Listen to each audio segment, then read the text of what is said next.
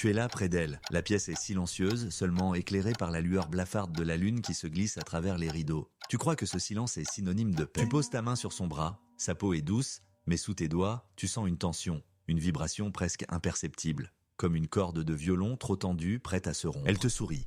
Mais ce sourire n'atteint pas ses yeux. Ses yeux sont deux abîmes sombres, des portails vers un univers intérieur où tu n'as pas accès, un monde de tempêtes silencieuses. Tu lui demandes si tout va bien. Elle hoche la tête. Toujours. Oui, tout va bien. C'est le plus grand mensonge de votre relation. Un mensonge qu'elle se raconte d'abord à elle-même. Tu penses avoir tout fait correctement. Les fleurs, les dîners, les mots doux, tu as suivi le manuel du parfait partenaire. Tu as été prévenant, doux, respectueux. Et c'est là que réside le problème. Tu as été prévisible, sûr. Tu es devenu un port tranquille pour un navire qui rêve secrètement de la tempête. Ce n'est pas une critique de ta bonté. C'est une révélation sur la nature du désir féminin. Un désir complexe, tissé de paradoxes que la société a contraint au silence. Voici la première vérité. Elle porte un masque, pas pour te tromper, toi, mais pour survivre dans un monde qui lui a appris à polir ses arêtes, à taire sa part sauvage. Cette gentille fille que tu chéris, cette créature douce et compréhensive, n'est qu'une façade. Une performance magnifique mais épuisante. Sous la surface, une autre fin gronde. Elle ne désire pas la douleur, ne confond pas l'ombre et la cruauté. Elle désire une force capable de rencontrer la sienne. Une présence si puissante qu'elle peut enfin, pour un instant, abandonner le contrôle. Ce n'est pas une question de soumission physique, c'est une reddition psychologique. Le fantasme ultime n'est pas d'être dominé, mais d'être vu, entièrement, sans jugement. Elle veut que tu vois la bête qui sommeille en elle, non pas pour la dompter, mais pour la reconnaître, pour lui murmurer « je te vois, et tu es magnifique ». C'est la psychologie de la reddition contrôlée. Elle veut perdre le contrôle, mais seulement avec quelqu'un qui, elle le sait, ne la laissera jamais tomber. Ta prévisibilité, ta gentillesse sans faille, lui envoie un message inconscient. Tu as peur de sa complexité. Tu n'aimes que la version éditée, la version sûre d'elle-même. Elle ne peut donc pas se permettre de lâcher prise. Car si elle libère sa tempête, elle a peur que tu ne te brises. Ou pire, que tu t'enfuis. La deuxième vérité, plus dérangeante encore, elle est excitée par la puissance, mais pas n'importe laquelle. Pas la force brute, pas l'arrogance, mais la puissance de la certitude. L'homme qui sait ce qu'il veut.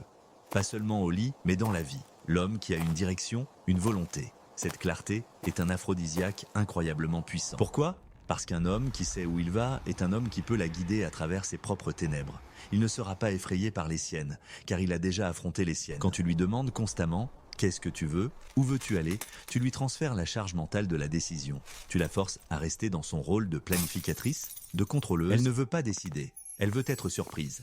Elle veut que tu aies un plan, que tu dises « ce soir, on va là, fais-moi confiance ». Ce transfert de pouvoir momentané est une libération. C'est un cadeau, le cadeau de ne pas avoir à être forte, juste pour un instant. Pense à ce cas, Julien et Éléonore. Julien est l'incarnation de la gentillesse. Il anticipe les moindres désirs d'Éléonore. Il lui demande toujours son avis.